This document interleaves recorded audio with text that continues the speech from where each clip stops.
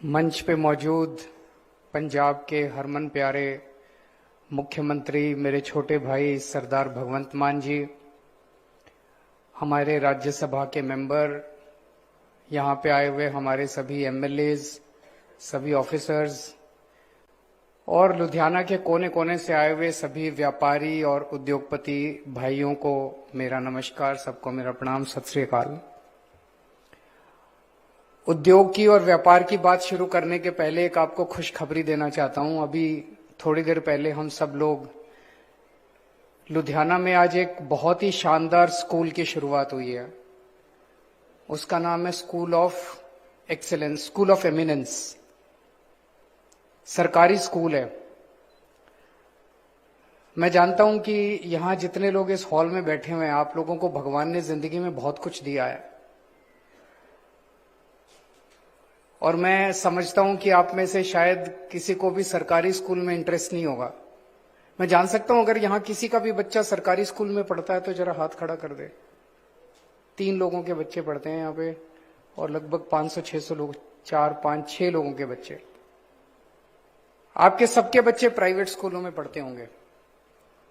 एक मेरी गुजारिश है, आज जिस स्कूल का हम उद्घाटन करके आए हैं, मेरे कहने से, मेरे रिक्वेस्ट करने पे, अगले हफ्ते 10 दिन में एक बार उस स्कूल का राउंड मार के आ जाना, अंदर से घूम के आ जाना।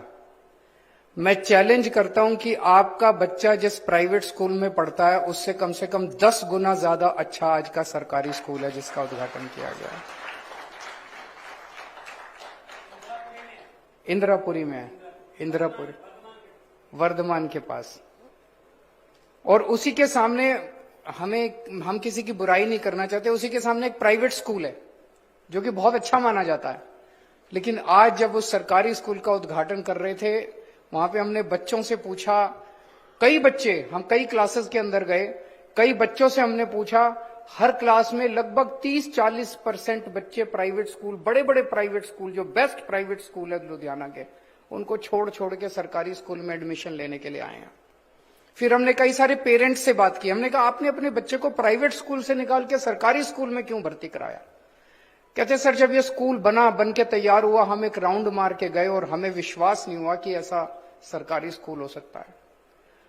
हमारे बच्चे जिन प्राइवेट स्कूलों में पढ़ रहे थे उनसे 10 गुना ज्यादा फैसिलिटीज यहां पे है। उस सरकारी स्कूल में बास्केटबॉल ग्राउंड है, उस सरकारी स्कूल में हर लैब, हर किस्म की एकदम मॉडर्न लैब्स हैं, chemistry lab, biology lab, physics lab, शानदार लेबोरेटरीज हैं, कंप्यूटर लैब, उसमें स्विमिंग पूल है। सरकारी स्कूल में स्विमिंग पूल है। मैं जानना चाहता हूं लुधियाना के किस प्राइवेट स्कूल में स्विमिंग पूल है? मुझे तो नहीं लगता किसी भी प्राइवेट स्कूल में सर स्विमिंग पूल। एक राउंड मार के आना आप स्कूल का और आप अपने बच्चे को प्राइवेट से निकाल के सरकारी स्कूल में भर्ती कराना चाहोगे। लेकिन सरकारी स्कूल में अब एडमिशन इतनी आसानी से नहीं मिलता। वो जमाने गए जब सरकार, हैं जी, सॉरी,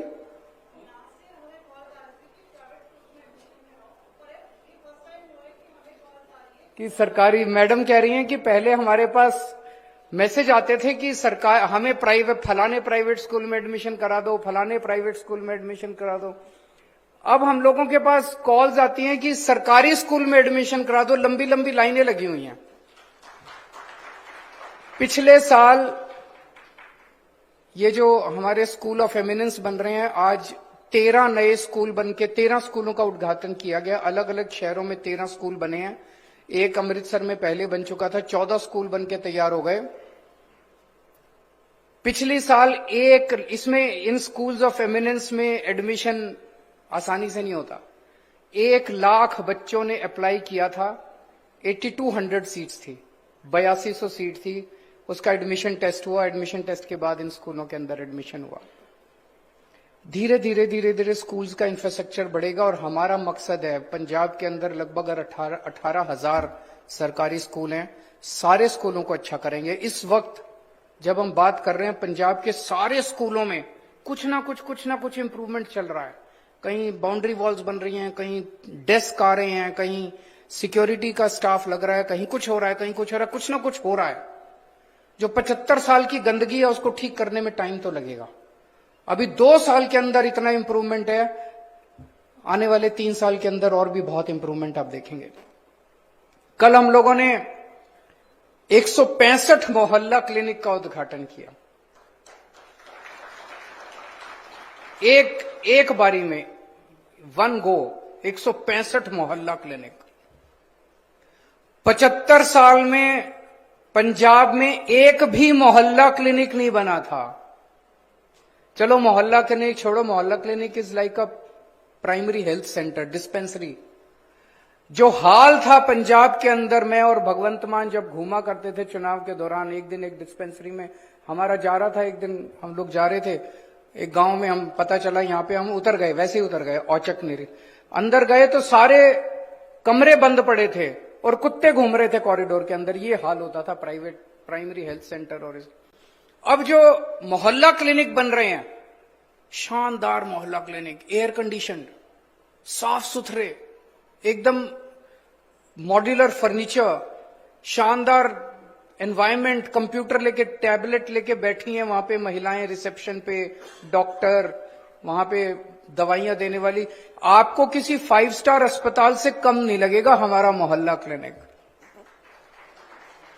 अब पंजाब के अंदर 829 मोहल्ला क्लिनिक बन गए हैं। पंजाब के कोने कोने में खोल रहे हैं मोहल्ला क्लिनिक। थोड़े से इलाके बच गए हैं, नहीं तो कोने कोने के अंदर मोहल्ला क्लिनिक है। कोई भी पैसे वाला आदमी जिसके पास 4 पैसे भी हैं, अगर घर में कोई बीमार हो, कोई सरकारी अस्पताल नहीं जाना चाहता है कि नहीं है? अपने आप को प्राइवेट में लेके जाएगा, चाहे छोटे प्राइवेट डॉक्टर के पास चला जाए, लेकिन सरकारी में कोई नहीं जाना चाहता। मुझे नहीं पता आप में से कितने, लुधियाना के अंदर भी अब कई खुल गए हैं मोहल्ला क्लिनिक। हाँ, कई सारे खुल गए हैं लुधियाना में भी। आप, मुझे नहीं पता आप में से कितने लोगों ने एक बार जाके देखना। आप गए हो? 90 नहीं होंगे, टोटल 829 पूरे पंजाब में है।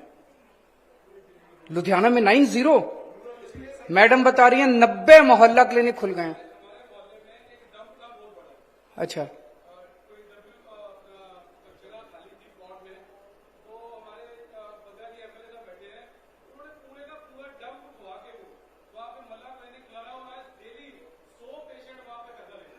अच्छा है कि नहीं है? इलाज अच्छा है कि नहीं है? आप में से कोई गया है मोहल्ला क्लिनिक में इलाज कराने के लिए? कम लोग गए हैं। एक बार जाके देखना। सरकार की जो हमारी परिभाषा है ना, सरकार मतलब खराब, वो बदल जाएगी आप लोगों की। अब अलग किस्म की सरकार आई है इस देश के अंदर, पहले दिल्ली में, अब पंजाब में। मैं आपको एक उदाहरण देता हूं। दिल्ली में हमने मोहल्ला क्लिनिक बनाने चालू किए 2015 में, जब हमारी सरकार बनी। एक दिन ग्रेटर कैलाश की आरडब्ल्यूए ने मेरे को अपने एनुअल फंक्शन में इनवाइट किया। ग्रेटर कैलाश तो दिल्ली का सबसे पॉश एरिया है, सबसे अमीर लोग दिल्ली के ग्रेटर कैलाश में रहते हैं। तो एनुअल प्रोग्राम में मेरे भाषण के पहले उनकी आरडब्ल्यूए ने मेरे सामने डिमांड्स रखी, हमारा ये काम करा दो, हमारा ये काम करा दो, हमारा ये काम। उसमें उन्होंने डिमांड रखी, हमारा एक मोहल्ला क्लिनिक बनवा दो यहां पे। तो मैंने कहा यार, तुम तो इतने अमीर लोग हो, तुम तो बीमार हो जाओ तो मैक्स में जाते हो, अपोलो में जाते हो, फोर्टिस में जाते हो, मोहल्ला क्लिनिक की क्या जरूरत है? हमने उनके कहने पे एक मोहल्ला क्लिनिक बना दिया, उसके बाद उनकी डिमांड पे दूसरा बना, उसके बाद अब 3 मोहल्ला क्लिनिक ग्रेटर कैलाश में है। फिर एक दिन मैं वहां से गुजर रहा था, मैंने सोचा देखते हैं कि क्या हाल है मोहल्ला क्लिनिक का। क्योंकि मैं अगर पहले से कह के जाता कि सीएम आ रहे हैं देखने, तो सब कुछ ठीक ठाक कर देते वो लोग। एक दिन मैं उस सड़क से गुजर रहा था, मैं उतरा वहीं पे और अंदर चला गया। आपको यकीन नहीं होगा, इतने अमीर अमीर घरों की महिलाएं वहां अपना इलाज कराने के लिए बैठी हुई थी। वो बोली यहां पे डॉक्टर इतना अच्छा बिहेव करते हैं, इतने अच्छे से हमारा इलाज करते हैं। बोला कि प्राइवेट के अंदर भी हमारा इतना अच्छा इलाज। प्राइवेट में जब आप जाते हो तो आपका ओवर इलाज होता है, आपसे ज्यादा पैसे लेने के लिए जरूरत नहीं होती, तब भी कह देते हैं इसकी सर्जरी करा लो। जरूरत नहीं होती तब भी कहते हैं ये 4 टेस्ट करा लो। मोहल्ला क्लिनिक में ऐसा नहीं है, जितनी जरूरत है उतना ही इलाज करते हैं वो लोग। तो आपके लुधियाने के अंदर 90 मोहल्ला क्लिनिक खुल गए। इससे पहले 75 साल में एक भी मोहल्ला क्लिनिक नहीं खुला था। 2 साल में 90 मोहल्ला क्लिनिक खुल गए। अब आपके सारे सरकारी अस्पतालों को ठीक कर रहे हैं। जितने पंजाब के अंदर सरकारी अस्पताल हैं, सिविल हॉस्पिटल हैं, बड़े डिस्ट्रिक्ट हॉस्पिटल हैं, लगभग 40 हॉस्पिटल्स की लिस्ट बनाई है हम लोगों ने, जिनको ठीक कर रहे हैं। उनको शानदार बनाएंगे। आप मैक्स, अपोलो, फोर्टिस सब भूल जाओगे। और उनके अंदर भी सारा इलाज मुफ्त कर रहे हैं। और आपके अपने एमपी संजीव अरोड़ा जी लगे हुए हैं इस काम पे। उन्हीं को जिम्मेदारी दी है भगवंत मान साहब ने कि आप लगो इसके ऊपर। ये मैं इसलिए बता रहा था कि आप लोग व्यापारी होंगे, लेकिन आपको भी अपने बच्चों को अच्छी शिक्षा देनी होती है, आपको भी इलाज कराना होता है। एक बार जाके देखो कि सरकार कितने तेजी से बदल रही है। सरकारी स्कूल, सरकारी अस्पताल, सरकारी मोहल्ला क्लिनिक शानदार बनते जा रहे हैं। आप सब व्यापारी हैं। हमारी सरकार की सबसे बड़ी प्राथमिकता इस टाइम है जॉब्स देना। बच्चों को, हमारे युवाओं को हम रोजगार देना चाहते हैं। और सबसे बड़े स्तर के ऊपर रोजगार पैदा हो सकता है अगर हम छोटे और मझले व्यापारियों को ज्यादा से ज्यादा प्रोत्साहन दें। बड़ी इंडस्ट्री को भी आना चाहिए। बड़ी इंडस्ट्री को हम बड़ी तेजी से ला रहे हैं। जैसा बताया गया कि ऑलमोस्ट 65,000 करोड़ रुपए का इन्वेस्टमेंट ऑलरेडी मान साहब के आने के बाद पिछले 2 साल के अंदर कमिट हो चुका है और काम शुरू हो गया। केवल कमिटमेंट नहीं है, फर्जी एमओयू साइन हुए, काम शुरू हो गया। उनमें लगभग 3 लाख जॉब्स तैयार होंगे। लेकिन जिस स्केल के ऊपर छोटे और मझले व्यापारी जिस स्केल के ऊपर जॉब्स क्रिएट करते हैं वो अनइमेजिनेबल है। वही असली रीढ़ की हड्डी है जो हमें जॉब्स दे सकती है। तो हम आपका सम्मान करते हैं। हम आपको प्रोत्साहन देने के लिए किसी भी हद तक जा सकते हैं। आपकी जितनी समस्याएं हैं उन समस्याओं का हल करना हमारा सबसे प्राइमरी एम है। अभी तक व्यापारियों को हर सरकार चोर मानती थी, उसी दृष्टि से देखती थी। और चुनाव के टाइम में व्यापारी याद आते थे डोनेशन के लिए। मैं आपसे पूछना चाहता हूं, आज हम आपके साथ यहां पे बैठे हैं, इस किस्म की मीटिंग, 2 मुख्यमंत्री, एक दिल्ली से एक पंजाब से, आपकी समस्याएं सुनने के लिए बैठे हैं। अभी तक हमारे से पहले जितनी सरकारें आई, किसी सरकार ने आपके साथ इस किस्म की मिलनी की कि आमने सामने बैठ के आपकी समस्याओं का समाधान निकाला जाए। किसी को परवाह नहीं थी। उनको तो यह था कि यार इस मार्केट से इतने पैसे इकट्ठे करके ले आओ, उस इंडस्ट्रियल एरिया से इतने पैसे, हमें आपसे आपके पैसे नहीं चाहिए, हमें आपका डोनेशन नहीं चाहिए, हमें आपका प्यार चाहिए, आपका आशीर्वाद चाहिए जो हमेशा आप लोगों ने हमें दिया है। आप बढ़ेंगे, आप फलेंगे फूलेंगे तो आप हमें टैक्स भी देंगे और उस टैक्स से और हम तरक्की कर पाएंगे। अभी मीटिंग के पहले, मीटिंग शुरू होने के पहले चीफ सेक्रेटरी साहब ने ऑलरेडी 10 पॉइंट डिक्लेयर किए थे, जो कि मैं समझता हूं, मैं भी पहले इनकम टैक्स में काम करता था, मैं समझता हूं कि ये बहुत बड़े अनाउंसमेंट्स हैं, जो कि आसानी से अनाउंसमेंट्स होते नहीं है। व्यापारियों को, बेचारों को बहुत कई सालों तक एड़ी चोटी अपने जूते घिसने पड़ते हैं सरकारों के साथ। कभी इस मंत्री से मिलो, कभी मुख्यमंत्री से मिलो, कभी एक झटके के अंदर इतने सारे अनाउंसमेंट्स। वैट का ओटीएस एक्सटेंड कर दिया गया, फॉर्म CH&F की प्रॉब्लम सॉल्व कर दी गई, हेल्थ इंश्योरेंस 1 करोड़ से 2 करोड़ कर दिया गया, बोगस बिलिंग चेक करने के लिए IIT हैदराबाद से एग्रीमेंट किया जा रहा है, मार्केट्स के अंदर पब्लिक टॉयलेट्स बनाए जाएंगे आपकी सुविधा के लिए, पानी और सीवर की स्कीम के लिए OTS किया जा रहा है, बिल्डिंग प्लान्स का सेल्फ सर्टिफिकेशन कर दिया जाएगा, ट्रेड लाइसेंस का वैलिडिटी पीरियड 1 साल से बढ़ा के 3 साल कर दिया गया, लेबरर्स की वेरिफिकेशन को सिंप्लीफाई किया। इतने सारे अनाउंसमेंट्स। लेकिन सबसे बड़ी चीज मुझे अच्छी लगी आज, अभी कुछ लोगों ने अपनी अपनी समस्याएं बताई। जैसे प्लास्टिक वालों ने बताई 120 माइक्रोन तक का, तो जी दिल्ली में भी माफ है, यहां भी कर दो। अगर हमारी सरकार बेईमान होती, भाई साहब ये प्लास्टिक वालों को पहले बुलाते और उनको बुलाते, हाँ भाई सबसे इकट्ठे कर लो और इकट्ठे करके इतने पैसे फलाने को पहुंचा दो। करते कि नहीं करते? यही चलता था अभी तक। इतनी बड़ी अनाउंसमेंट 2 मिनट के अंदर मान साहब ने और मैंने डिस्कस की, मान साहब ने, मैंने कहा हाँ करते थे तुरंत अनाउंसमेंट। क्यों?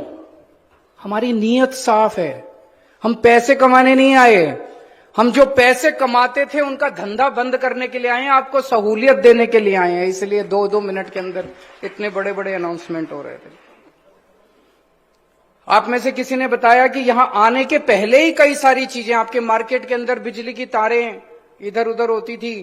तो अगर इस तरह की मिलनियां होती रहें तो अफसरशाही भी थोड़ा सा कंट्रोल में रहती है। उनको भी लगता है यार सीएम आ रहे हैं, उसके पहले सारा ठीक कर दो। तो ये जो आज मिलनी हुई है, ये ऐसा नहीं है कि आज बस चुनाव के पहले में वोट चाहिए जैसे मान साहब ने बताया, और क्यों चाहिए उस पर भी आऊंगा मैं।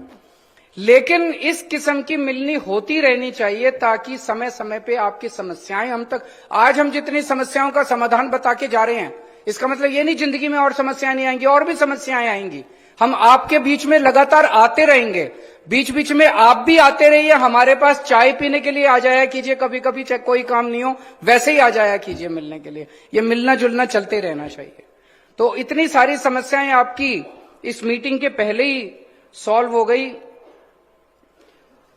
अब आते हैं कि पिछले कुछ 2 साल में आपने देखा होगा, मान साहब ने बिल्कुल सही बताया, आज देश के अंदर जो माहौल चल रहा है, जितनी नॉन बीजेपी गवर्नमेंट्स हैं उनको काम करने से रोका जा रहा है।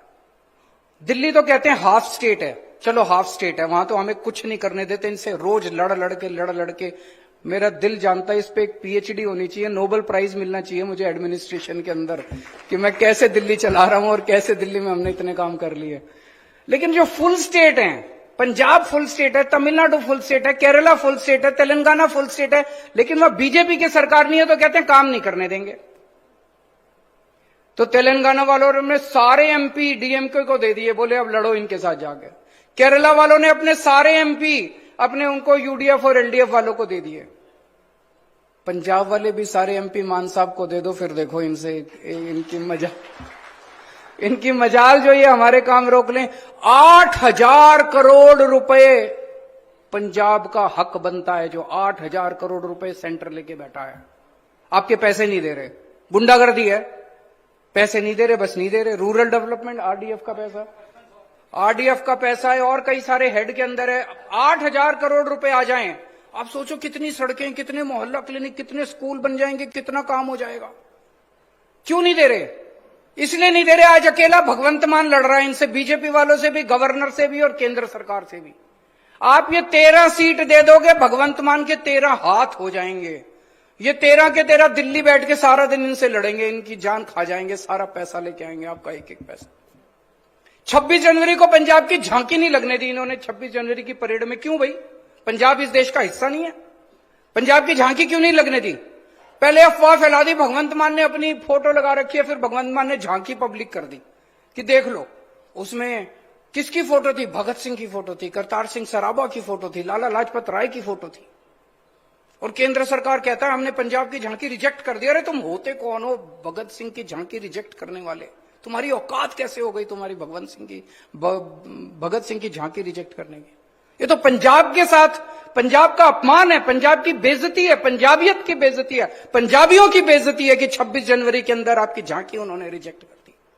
आज अगर आपके 13 एमपी होते ढंग के, ये सारे एमपी जो आज पंजाब के, कहां हैं ये लोग? क्यों नहीं आपकी आवाज उठाते? संसद में क्यों नहीं आपकी आवाज बनते? नहीं बनते ये क्यों? आज आप दे दीजिए 13 के 13 एमपी, फिर मजाल केंद्र सरकार की अगली साल 26 जनवरी की झांकी सबसे आगे होगी पंजाब की। देख, तो आपसे आज वोट मांगने आए हैं। मैं मानता हूं पहले समस्याएं समाधान करना है, फिर वोट चाहिए, लेकिन वोट अपने लिए मांगने नहीं आए। मुझे अपने बच्चों को नौकरी नहीं दिलानी, मुझे अपने परिवार को, भगवंत मान को, अपने परिवार को सेट नहीं करना। हम सारे सेट हैं।